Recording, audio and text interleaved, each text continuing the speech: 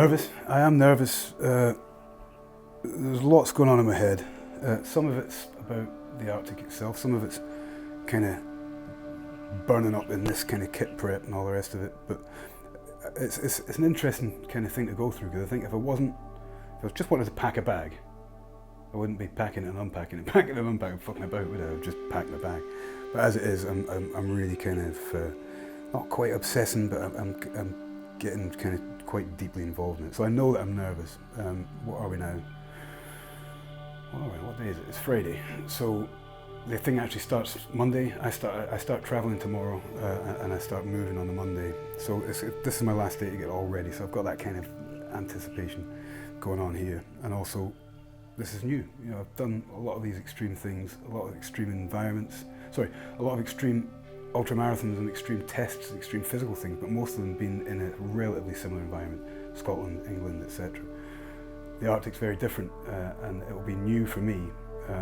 So I'm nervous about that, because I intellectually know what to expect, but then that's difficult when you physically get there and find it and feel it. It'll be different. So nervous.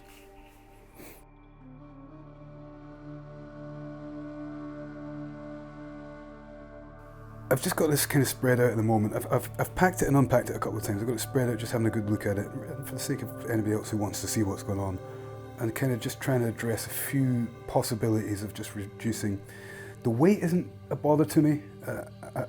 Without ego, I feel like I'm strong enough to carry a reasonable amount of weight for a good distance. But the bulk of it is a pain in the arse. If I can get it kind of reduced in bulk, I think I'll be happier, because then the pack's smaller, it's just that bit easier to maneuver and all the rest of it. So each time I'm kind of packing and unpacking and playing with it, I'm kind of reducing something and playing with it. And I guess anybody that's doing these kind of things does the same. It's kind of just sculpting it for the end result. So at the moment, what we've got down here is essentially 5 days of food. One consideration really is, could I play with less calories? Ultimately, I don't want to, but then that's the kind of the tightrope that you walk to see how much you carry versus how much you need. And then we've got things like down here, mandatory things in this little dry bag. I've got batteries and things from a head torch that we need to carry, because battery life in freezing minus 30, minus 40 temperatures is much reduced. So I'm going to have to replace batteries and always make sure I'm on top of that. There's also in there I've got firelighting kit, just in case I get caught short and need to light a fire to keep warm. So there's waterproof matches, and there's tampons in there that I can open up to create a kind of a nice neat bit of kindling at the bottom. So that's kept away dry in there. I can't reduce that at all, that's mandatory. So this won't get any smaller.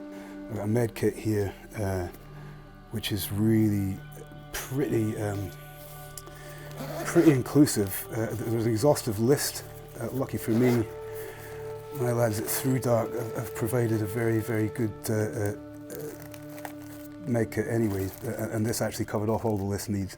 I've put a few extra things in, like compedes, a little scalpel and some blades and things. But then there's other things like the team want you to carry glow sticks, so I've got eight glow sticks that I have to carry. And again, this is for if we're in the dark and we need to be found, and something goes wrong with the head torch. These things last 15 odd hours, and you can put them over your pack.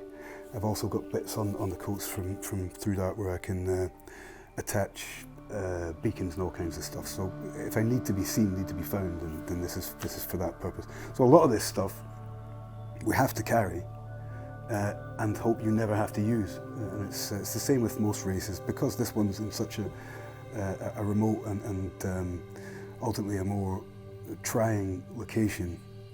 The kit is more advanced and more, and all this kind of stuff is very key. So I can't reduce that. So then I have to come back and think about food and things.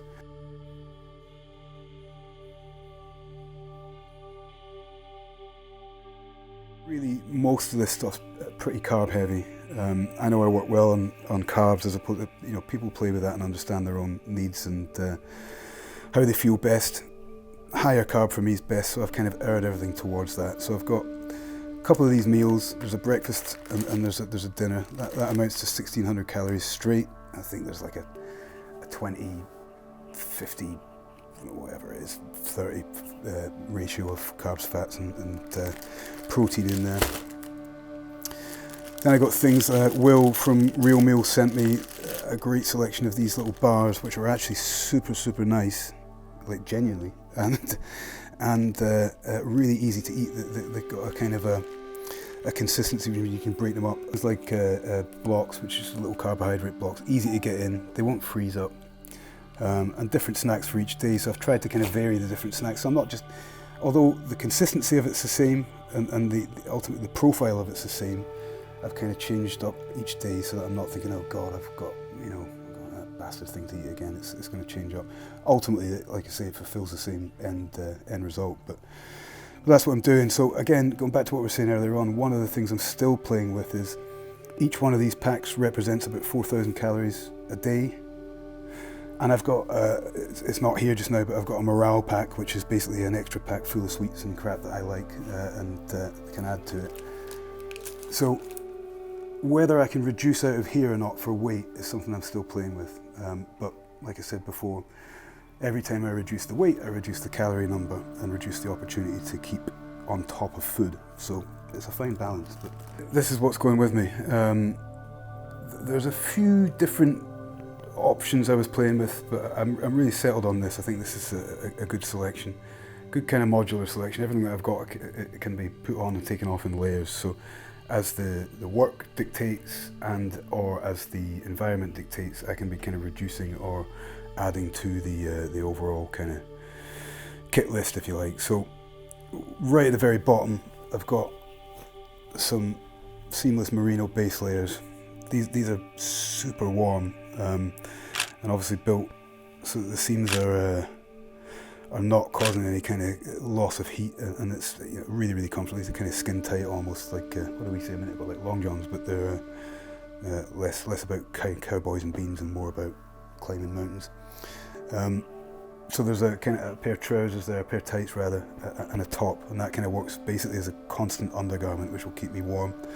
And then I've got the kind of go-to charged trousers, which are ideal for the environment because they're pretty resilient, quite heavy in comparison to the other trousers that Through Dark have, but that'll do the job in kind of keeping out the wind. So the trousers and the under layer there will keep me nice and warm in the lower half. Also got heavy merino socks and a liner sock to go in. I'll be wearing foil liners inside my shoes to keep the heat in. And I have the option, again, still tinkering with this, to put on waterproof kind of sealskin socks over the top of that to really kind of, mostly about keeping the cold out rather than actually keeping moisture out. Because it'll be relatively, the shoes I've got are Gore-Tex as well, so I'm not worried about kind of ingress of water so much as I am just about keeping the heat in. And that's going to be comfort based. I'll trial again one more time with the shoes later this evening, I think. Gloves, I've got various gloves. I've got a liner pair to go, they'll stay on pretty much all the time, I would imagine. In here, although that looks like it couldn't possibly carry some gloves, there's some really nice Pertex gloves which are super warm, which will go over the liners. And if I need to, I think if I'm stopping for any period of time, or I have to stop if there's a problem that I then have to stop fully, then I've got some mitts to go over the top which will keep me super warm. I don't expect to use these, so this is another thing I can kind of play with whether I take them or not. I think I will, because I think it'd be one of those situations where if you don't have, you wish you did. And these are excellently warm. Hats, simple, solid woolly hat on top. A mandatory requirement actually is a buff, and that's one of those things that I can kind of pull up and cover everything, like Chris was telling the story about somebody getting frost nip on their earlobe and that stopping the whole race, and that was only exposed for a short period of time. So we have to make sure that we're actually covered from head to toe and nothing's exposed to the environment, so that buff kind of comes in handy. I've actually got two of them, and I've got a full face mask as well here, which basically a balaclava, but it's breathable as well for kind of going over the top of that if it gets even colder, or if the wind's really bad, that'll probably go on anyway. What else have we got? Got these bad boys. Yeah, actually goggles are on the mandatory list. These aren't just because they're cool, but they'll do a job. I've had these a few times out up here in Scotland in actual fact, and they're excellent. So that's a wee job. I've got some sunglasses kicking about in amongst all this somewhere, just in case there's any sunbathing happening. Head torch, I've actually got 2 of these, and the batteries that we mentioned earlier on, I've got 5 sets of batteries that will go between that, and really, there will be a fair amount done in the dark. The majority in the light, but a fair amount done in the dark nonetheless. And so a head torch is vital, a good head torch, one that's reliable. What else have we got? Well, top half, again going through, one of them's missing. I've got another base layer, must be over there somewhere, that will go on top of this base layer, and then if we need to, I'll move into this Centurion, which is a mid layer, Polartec, super warm that is. I actually think that I'll probably spend the bulk of the time in this, and won't really probably go into the top end. Taking that on and off might happen as well, depending if I'm down in amongst the where it's a little bit warmer. And then once I get out on the tops, there's a couple of mountains on the first couple of days. 1,000 meters elevation on the first day, so it's going to be really tough.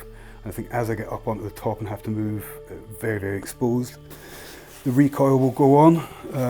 This is a down jacket, but an excellent technical garment as well, because that has the cutaway at the back to allow for kind of the rucksack to go on and not have you sort of double sweat through that kind of weight of the pack. The pack will keep me warm, and then this kind of allows a bit of breathing to happen. And then over it all, I have my Beachmaster. We're using this, I don't know, we've touched on it a couple of times, but I'm not taking any digital stuff. I'm not taking, not least because of the battery life implication, but I don't want to be attached to this digital stuff. I think we said that in the last video when we were in the gym. That allows me the opportunity to time things both forward and backward, and means that I can kind of time my distance to checkpoints. If I know how far that checkpoint is, I can use the watch to time it. And we're not just talking about following the timer on it. There are rotating bezels on there, 2 of them, that actually give me a chance to count down to something and then count back from it, which gives me the opportunity to actually time pace, gives me the opportunity to make sure that I'm kind of on time for these things, and allows me something to focus on without actually taking me away from the environment. Shoes I haven't got here. I've got some Innovate rock lights, Gore-Tex, sized up in order to get all these socks in. They're pretty comfortable actually. And then over and above that, I think I'll get the snowshoes out in a minute and show you them. They're horrible. Right, so once I'm in, get myself nice and solid in. Got this little heel strap. Pull that to, clip in, get that in its little catch. I'll follow that just now. And it's real simple, mate. Fucking brilliant, isn't it? Real solid. Now I'm solidly in that. Not obviously because I'm in a slipper, I'll come right out. But that's me solidly in that. And to get out of that, you just pop it. It comes away. So the actual use of this, getting in and out, is amazing. I don't want to walk about in here too much because I'll chew the carpet up and nobody will be happy with me for that. But you move around freely in there. There's little crampons on the bottom of them. I don't know if you can see that or not. And that'll kind of dig in, allow me some purchase. And then the actual snowshoe itself allows me kind of some spread of the weight. And although these look massive and kind of encumbrant, they're pretty light actually. You're going to move and just drag it behind you. Job done. So once I'm in solidly, obviously, like I say, I'm in a slipper, so this isn't ideal, but once I move, I should be still quite well attached to this. And then there's also a little attachment at the back, and that actually gives you a little bit of a different angle to use, saves a little bit on calf exertion, if that makes any sense. The biggest issue I've got with these, you and I were discussing it off camera, isn't using them, it's when I'm not using them, because they're not all that easy to then attach to the pack. So I'm going to have another few plays and just see how best to kind of sit them on there. I'm guessing one each side and just try and distribute the weight well, or both of them on the back. Either way, I'll find a way, but it's not ideal, but it never is. Yeah, travel starts tomorrow, mate. I feel good, you know. It's interesting. It's been an interesting psychological journey, all this as well, because it's been a while since I did anything that was really new. Doing another ultra or doing another, whatever it might be, whilst exciting, would be a trip around something that I know and understand. Some of the things we've done over the past few years with Fergus, I was lending my expertise to that because I knew where we were coming from with all that kind of stuff. Whereas this, although has aspects of things I've done before, and there's an experiential kind of element to it for me, there's also fresh stuff that I've never done, like the snowshoes. The snowshoes kind of figuratively represent the whole thing in a certain sense, because they tell you where you are, where the environment is, what it is that's actually happening. And the reality is, minus 10, minus 20, minus 30 is potentially something that's doable. You're talking about clothing and all the rest of it, but then you add the environment in, you add the fact that the cold is a different kind of cold.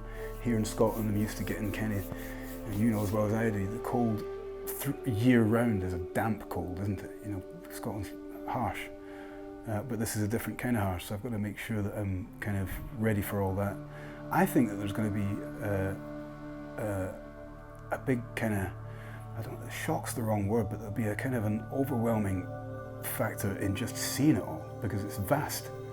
And once you get out into that kind of vast open, where the open lakes on day 3 or day 4, I'm going to be looking at a kind of a vast emptiness. There are some other elements where you're going through kind of forests and things where the terrain's going to be really, really difficult and really changeable and stuff. So all this is new, but I think there's going to be aspects to it which are psychological and physical, and I think probably more the psychological has been, it always is, mate. The psychological is always the hard part. It's like not allowing yourself to get beaten. And as you know, chatting through today and looking through the kit and all the rest of it, little decisions like, should I take this particular chocolate bar or not, should be just a decision, but to me all of a sudden it's like an overwhelming decision. Oh my God, should I? And I know that that's happening. I'm trying to embrace it. I'm trying to accept that that's the case. I've already got that kind of lingering adrenaline, that kind of pre-adrenaline that you would have if somebody told you were going to come around to your house next week and kick your head in. You would start to think about it now, wouldn't you? That's what this is doing. It's like, I know that the Arctic's ready to kick my head in, so I'm kind of feeling that now, that kind of just about arm's reach fight or flight's there at the moment, and I'm trying to live it and not let it take me over. So excited, scared, hopefully all in the right titration.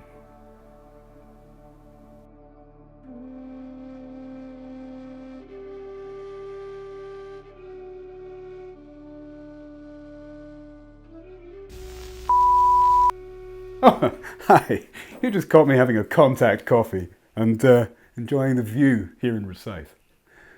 Somebody's being mugged, yeah, and oh, it's over. Somebody's been killed.